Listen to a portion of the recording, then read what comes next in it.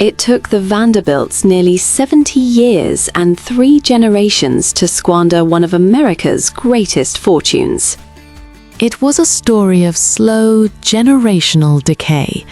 But what if I told you another great dynasty is repeating that same tragic history, only faster and far more dramatically? I'm talking about the Lauders. You've almost certainly felt their presence. If you've ever walked through New York's Metropolitan Museum of Art, you've seen their name on the walls, attached to a priceless collection of Cubist masterpieces.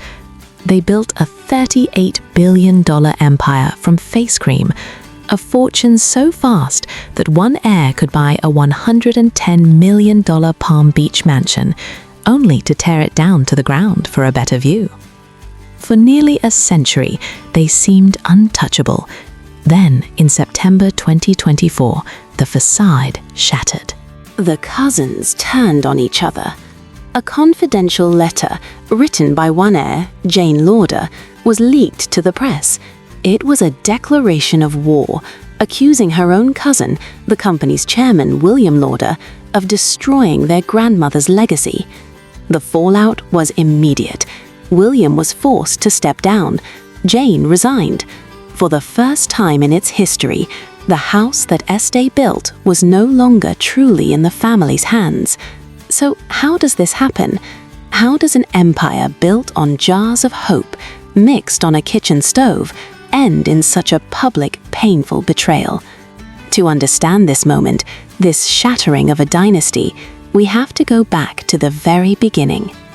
To a girl in Queens, with nothing but shame and an overwhelming ambition. That girl's name was Josephine Esther Mensah, and she didn't like that name. It felt plain. It sounded like where she was from, Corona, Queens, a place she was desperate to escape. This wasn't the gilded world of Fifth Avenue. This was a world of hard-working immigrants, of a family hardware store that always smelled faintly of dust and metal. Her parents, Hungarian Jewish immigrants, were loving, but they carried the old world with them. It was in their accents, in the food they ate, in the way they saw their place in America as something you had to earn, quietly. But Esther didn't want to be quiet. She felt like an outsider in her own life. She'd watched the elegant women in Manhattan, the way they walked, the way they held their heads high, and a deep, burning ache would settle in her chest. It was shame, a shame of not belonging, of being less than. She would practice speaking in the mirror for hours, trying to sand down the foreign edges of her parents' speech from her own voice, crafting a new self, one syllable at a time. And then, salvation arrived, in the form of her uncle, Dr. John Schatz. He was a chemist, and he moved in with the family, setting up a makeshift laboratory in the back. For young Esther, that lab became a sanctuary. While the world outside was loud and gritty, inside it was a place of quiet magic. She would stand for hours silent, just watching him heat beakers over a small flame, watching him stir thick, pearlescent creams, watching him transform simple oils and waxes into potions that felt like pure luxury. She wasn't just watching, she was absorbing it all. The formulas, the textures, the delicate scents. It was like learning a secret language, one that promised an escape from the hardware store, from Queens, from the name Josephine Mensah. She began to experiment herself, obsessively. She didn't just want to make the creams, she wanted to understand their power. She realized her uncle wasn't just mixing chemicals, he was creating beauty, he was creating confidence, he was bottling the very feeling she craved more than anything else in the world. In those moments, staring into the milky swirls of a freshly made cream, she saw her future. She saw her weapon. This was how she would fight back against the feeling of being small, of being an outsider. This was how she would build a new world for herself, a world defined by elegance and perfection. These weren't just creams in little pots. They were her escape route. They were little jars of hope. And that hope needed a home, a place to be mixed, bottled, and sent out into the world. In 1946, it found one. After her marriage to Joseph Lauder, they didn't have a laboratory or a factory. They had a former restaurant on New York's 1 West 64th Street, and in that kitchen, the Estée Lauder empire was born.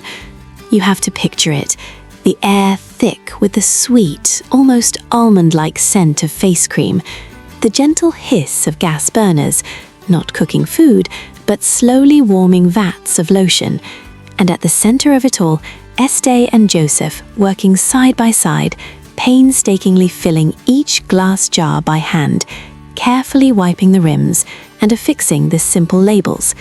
Their young son, Leonard, would even make his first contributions to the family business by delivering the finished products to clients on his little red bicycle. But Estée understood something profound, something that would set her apart forever. She knew she wasn't just selling cream, she was selling aspiration. And aspiration couldn't come in a plain brown pot. It needed to look like a jewel on a woman's dressing table. That's why she chose that iconic, delicate pale turquoise for her jars. It was a color that whispered of luxury, of clear skies and calm seas. Everything her life in Queens hadn't been. It was a promise. In the beginning, with no money for advertising, her marketing was an act of pure, relentless hustle. She had an almost radical belief in her product. If a woman could just try it, she would be converted. So, she took the small budget she had, and instead of buying a single magazine ad, she invested it all in creating thousands of free samples. She would stand in department stores and give makeovers to any woman who would sit still long enough. She would ambush women sitting under the big domed hairdryers in salons, a captive audience, and give them a sample to try while they waited. She was relentless, charming, and utterly convinced. So she had the hustle, the ambition, the brilliant ideas. But you know, thousands of entrepreneurs have that and still fail, their dreams quietly fading in a storeroom of unsold products. What Estée did next wasn't just smart marketing. It was an act of financial defiance that would either build her company overnight or bankrupt it entirely. She secured a meeting with the buyer at Saks Fifth Avenue, and in a moment of audacious faith, she convinced them to place an order. It was for just $800. It felt like $1 million. The creams were delivered, stacked beautifully on the counter. Estée held her breath. The order sold out in 2 days. That little victory gave her the confidence for her next revolutionary idea.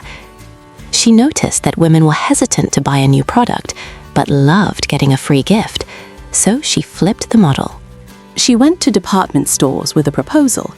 Any customer who purchased one of her products would receive a free collection of samples as a gift with purchase. The stores were skeptical. Giving away product? For free. But Estée insisted, and it worked. It worked so well that it became the standard for the entire beauty industry, a practice that continues to this day. The jars of hope were finally selling. The dream was real.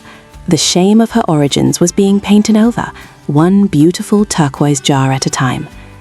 But a company built on the relentless genius of one woman, on ambushes in salons and gambles with the rent money, how long can that last? An empire cannot be run forever from a kitchen stove. It would need a builder, and that builder was already in the house. His name was Leonard Lauder. The boy who once delivered his mother's creams on his bicycle had grown up. He was now a graduate of the Wharton School and a veteran of the US Navy. And when he joined the company in 1958, he saw something his mother's genius overlooked. He saw danger, but first he saw opportunity. It came in the form of a bath oil launched in 1953 called Youth Dew. This wasn't just a product, it was a revolution in a bottle. In an era where women waited for their husbands to gift them expensive French perfume for special occasions, Estée had a different idea. She made a fragrance that a woman could buy for herself, disguised as a humble bath oil. It was affordable, accessible, and it smelled divine. It democratized luxury, and it was an explosion. Youth Dew turned the small family company into a multi-million-dollar business. But this is what Leonard saw. He saw that 80% of the company's revenue came from this single miraculous product. It was a golden egg, but the company only had one goose. And that was a vulnerability he could not accept.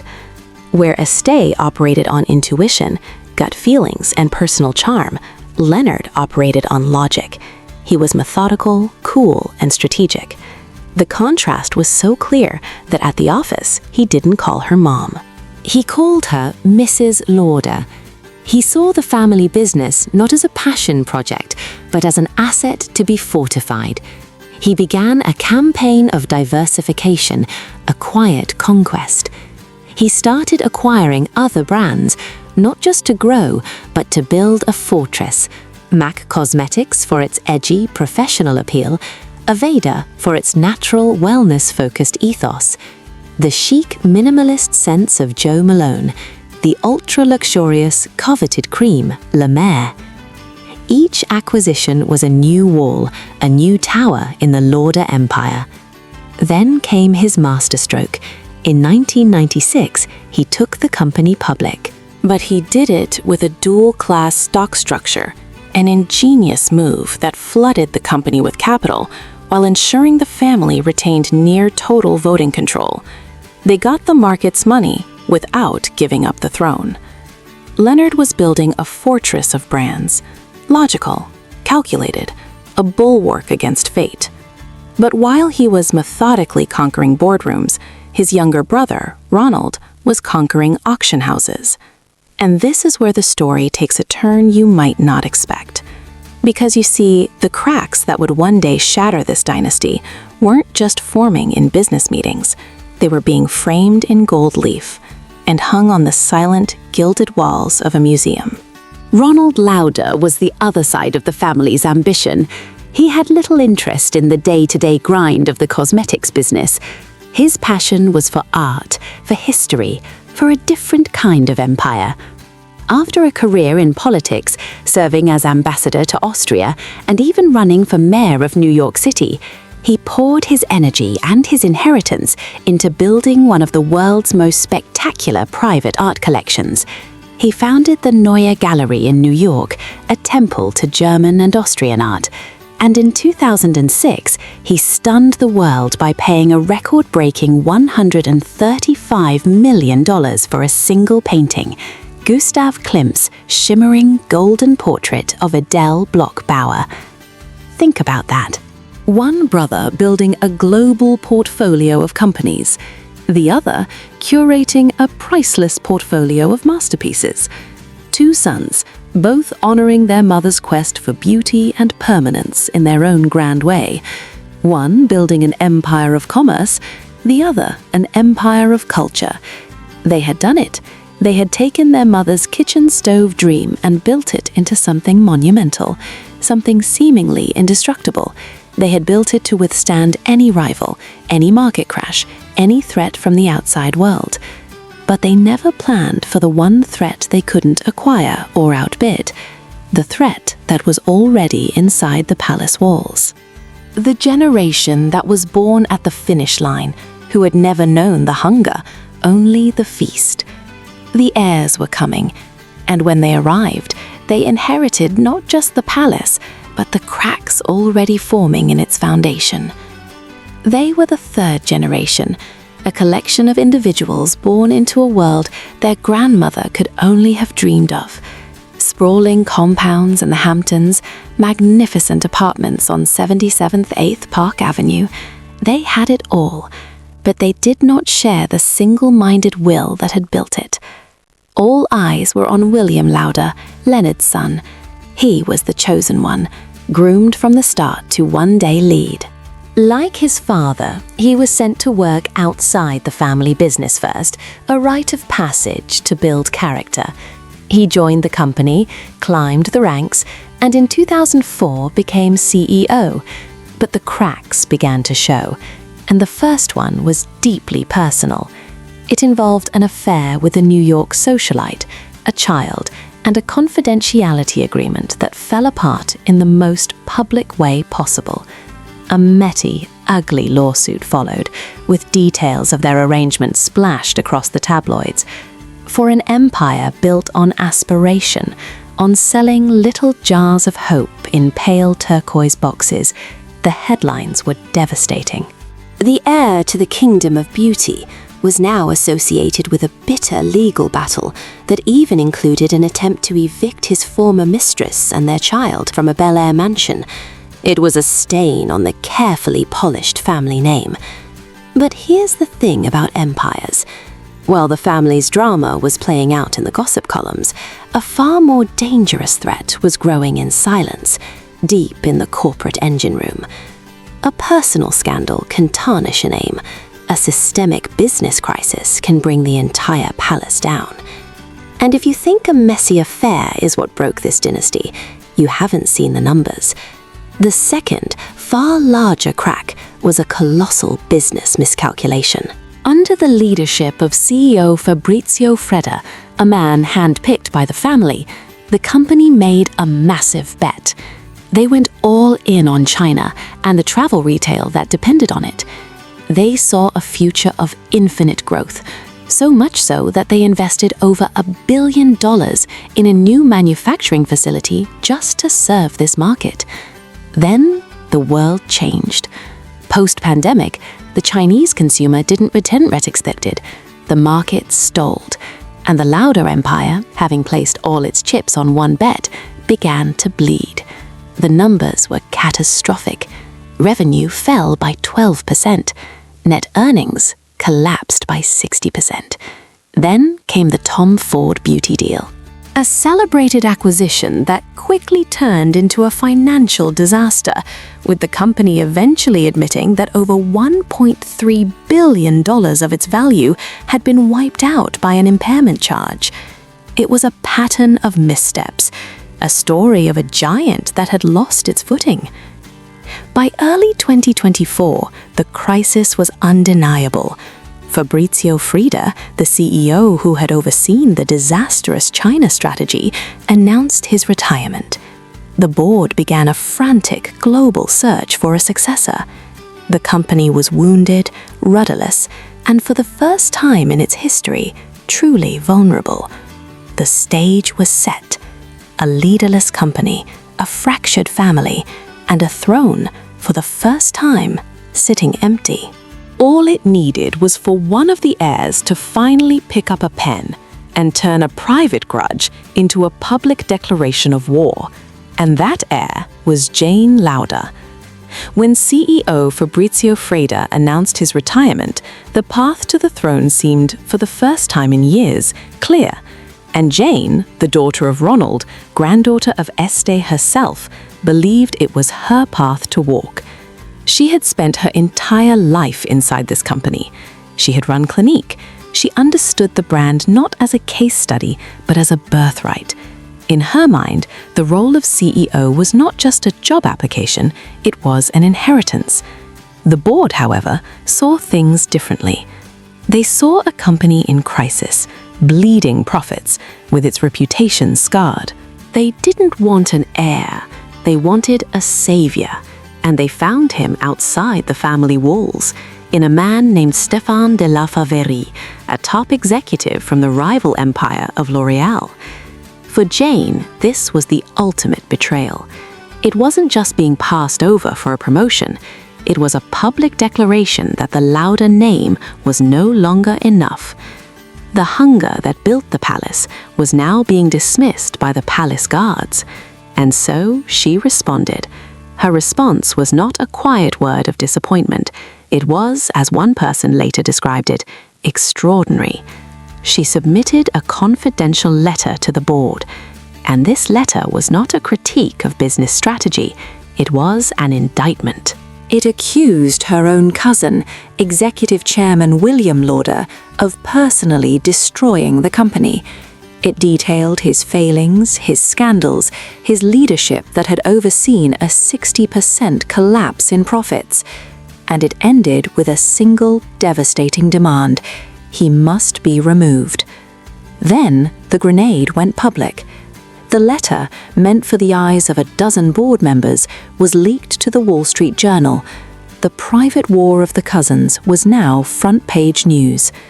A family that had built its fortune on presenting a flawless public face was now tearing itself apart in the most public way imaginable. As one person with ties to the family told the paper, with a mixture of shock and awe, "It looks like Jane has some balls." The fallout was immediate. It was brutal. Public humiliation is a force that even a billion-dollar fortune cannot withstand. Within days of the story breaking, William Lauder announced he would step down as executive chairman. It seemed like a total victory for Jane. She had fired her shot and her rival had fallen. But in a family civil war, the victors rarely get to celebrate. The board, horrified by the chaos and the public spectacle, could not be seen to reward the person who lit the match. Weeks later, Jane Lauder also resigned from her executive role. Mutually assured destruction. When the smoke cleared, the throne was still empty of a Lauder. For the first time in the company's 90-year history, an outsider, Stefan Della Favre, would hold the CEO title without a family member serving as his co-equal chairman. The founding manifesto, the sacred text of Leonard Lauder that this was a family in business, was officially broken. It was shattered in the crossfire of two cousins who wanted the kingdom so badly they were willing to burn it down to rule the ashes. The war for the throne was over, and in the end, they both lost. But wars always have a cost. They leave behind rubble to be cleared, and most importantly, bills to be paid. And for the Lauder Empire, the accountants were just starting their calculations. The first number on that bill was $100 billion. That was the staggering amount of market value that had evaporated from the Estée Lauder company as the family tore itself apart. Into this wreckage walked the new CEO, Stefan Della Favre. He wasn't a family member. He was an outsider, a professional brought in to clean up the mess. His mandate was clear and brutal. He initiated the largest restructuring in the company's history. Thousands of jobs were cut. The goal was to slash over $1 billion in costs, a painful but necessary surgery to save the body from the wounds the family had inflicted upon itself. And then, as if on cue from a Greek tragedy, the builder of the empire died. In the midst of this corporate reckoning, Leonard Lauder passed away at the age of 92. The man who had taken his mother's kitchen stove dream and forged it into a global powerhouse was gone. He left the world just as the family and business ethos he had championed was breathing its last. Even in death, his legacy had one final enormous bill to pay. To settle the estate obligations, trusts connected to his descendants were forced to sell over $1 billion worth of company stock. It was a staggering liquidation. After the sale, the family's voting power fell to 82%. Now, on paper, that is still absolute control, a fortress. But for the first time in its history, the wall Leonard had built around his dynasty had a visible crack. $1 billion worth of stone had been removed. The family still had the money, they still had the votes. But as the dust settled, a much deeper question began to echo in the halls of the company their grandmother built. What had they truly lost? They lost the one thing money can't buy back, the one thing that $1 billion stock sale can't replenish. They lost the hunger. And so, a new quiet stillness fell over the dynasty. William and Jane Lauder remain on the board, their names still on the letterhead, but their executive power is gone. They are monarchs in exile, present but no longer presiding. The Civil War ended not with a victor, but with mutual disarmament, leaving a vacuum at the heart of the family's power structure. You can see this shift in the generations. For the fourth generation of Lauders, the company dividend is not a distant dream to be fought for. It is a birthright, an expected rhythm of life, like the changing of the seasons. Their connection to the empire is through a bank transfer, not a kitchen stove. And in a way, the Lauder legacy has found a safer home, outside the volatility of the stock market. It lives on in the quiet, climate-controlled halls of museums. Ronald Lauder's Neue Gallery in New York, Leonard Lauder's breathtaking Cubist collection at the Met, these will almost certainly outlast the drama of quarterly earnings reports. The family name is now permanently etched onto the walls of culture, but it feels like a beautiful epitaph, not a living story. Estée herself seemed to fear this exact future. She once worried about the day when family businesses became just companies now, not a family's heart and soul. That day has arrived, and this, I think, is the final tragic lesson of their story. Estée Lauder, a child of immigrants, turned her shame over her humble origins into ambition. She turned that ambition into an empire. She began her life outside the palace, desperate to get in. Her descendants began their lives already inside. They never had to fight for their place at the table, and it seems that belonging, in the end, is so much harder to sustain than hunger.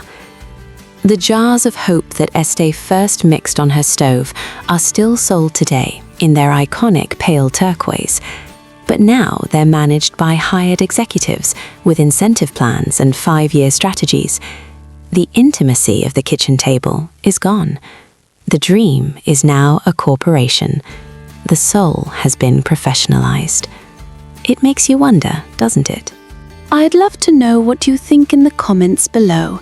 What is harder to maintain, the hunger to build an empire or the grace to inherit one? If you, like me, are fascinated by these hidden histories and the beautiful, fragile things that humans build and break, please consider liking this video and subscribing.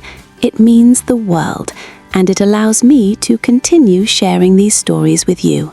Thank you for watching.